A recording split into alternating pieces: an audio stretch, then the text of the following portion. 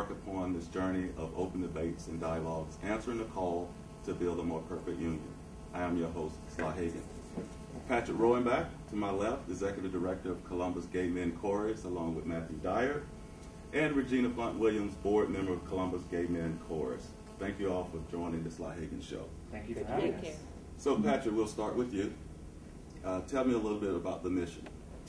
Well, the mission of the Columbus Gay Men's Chorus is really twofold. The first is to produce the best musical product we can, and then using that as a vehicle to increase acceptance and understanding of the GLBT, which is a gay, lesbian, bisexual, and transgender community in Central Ohio and Ohio. Okay. So, and that's what we work at every day. It's why we have our community engagement initiatives. It's why we choose the type of programming we choose when it comes to our concerts. It's exemplified in our auditioned ensemble, which is Vox, our sacred ensemble, which is Illuminati. Our sacred ensemble, Illuminati, actually performs at local places of worship in Central Ohio, and that can include a Presbyterian church, an Episcopal, a Lutheran, a Methodist, and actually for the first time this year, we sang at a synagogue at Temple Beth Shalom in New Albany, which was very, it made us very excited. So through music is how you're sending your message to bring awareness within the gay community. It is. It's actually not through the gay community. Okay. It's for the non-gay community to help them understand the importance of equal rights and civil liberties to all people, including the GLBT community. Right. So, speaking of civil liberties, Matthew. Hey, yes. Matthew Dyer, what is your role as you see it in regards to civil liberties, and how you guys are implementing that through your music? Well, again, I think it's a little bit echoing what Patrick said. It's raising awareness by raising our voices in song. It's showing people that that we're here, that we're all in this together, and we do that by performing on stage, by inviting people to come and see us. Yeah, and we are all in this together, and I'm certainly excited to have you guys here and to talk about these issues, because there's a lot of stereotypes out there, and we intend to change that through Sly Hagan Show. Our board member, we have with us Regina Blunt-Williams. She is the board member of the Columbus Gay Men's Chorus. What's your role, Regina? My role in joining the Gay Men's Chorus, to me, as being an African-American woman and growing up in the civil rights era, it has been my passion, and with my parents to instill in me to give back to the community. I have participated with the Columbus AIDS Task Force for a number of years, which I met Patrick, and when Patrick became the executive director, I felt that it was my mission to help him to bring the mission out into the community. That's not necessarily the gay community, but to inform people about our civil liberties, and they do such a wonderful job, and the chorus is just absolutely fabulous.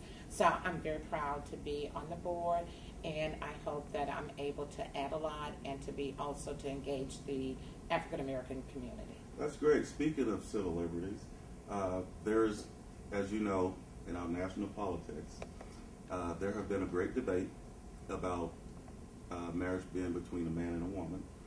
And it has raised a lot of tensions in our politics. It has divided our politics in a lot of ways. How do you feel about that, Patrick?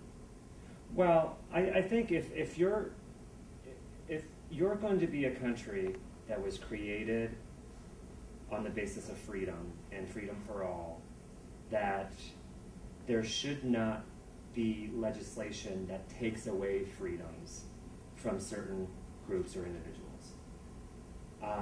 I think it's just like falling back into the pre-civil rights era, where it was illegal for a white person to marry a black person. And I don't understand when we promote the freedom and the pursuit of happiness in this country only if you agree with the majority or the powers that be. And to me, that's not freedom. Great point, Patrick. When we talk about all of us being created equal, endowed by a Creator with certain inalienable rights, that is life, liberty, the pursuit of happiness, we have to learn that we are all equal. And someone's sexual preference should not be put in the hands of some politician who has some personal belief about the issue and disregard the gay community. So we have an election coming up. Yes, we do. And a big one. We have a clear choice election, and we're going to eventually have two candidates, President Obama and whoever the Republican nominee. How do you think that, Matthew, I'll start with you.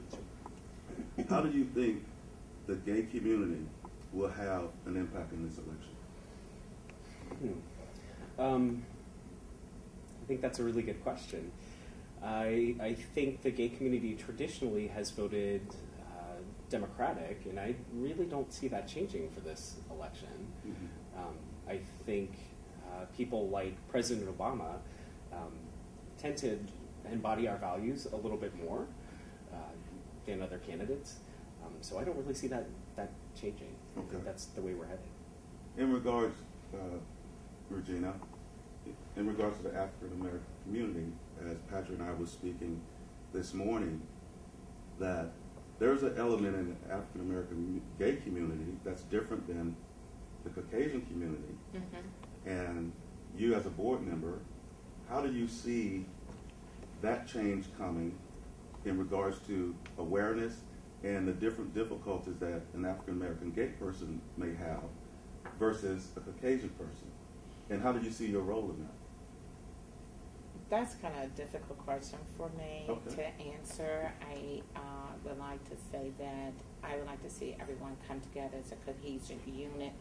However, that I think by awareness and being out, and also, of course, we have elected to have all of our performances in the Lincoln Theater District. So being in the King Lincoln District, I think it will help make awareness not only to the gay community, and I don't see my role as trying to bring the black and white gay community together, but it's seeing bringing our Columbus community together as a whole to understand each other's values. That I feel that that's more important than trying to bring two cultures together, but to bring our whole entire Columbus community together, involving the King Lincoln District and the Columbus City at large. Hold that thought. When we come back, we're going to talk about clergy and the gay community and how we can come together with the notion that we're all God's people. But we'll be right back after this. Packers, Vikings, Red State, Blue State. We come from different places. Uptown. But when we live united, we create real lasting change in the education, income, and health of our country. Real change won't happen without you. So give, advocate, volunteer, Live United. Sign up at liveunited.org. Welcome to my block party. Glad you can make it. I can do this all day. Your moves are just gay. Using gay to mean dumb or stupid, not cool. Not in my house, not anywhere. It's not creative. It's offensive to gay people. And you're better than that.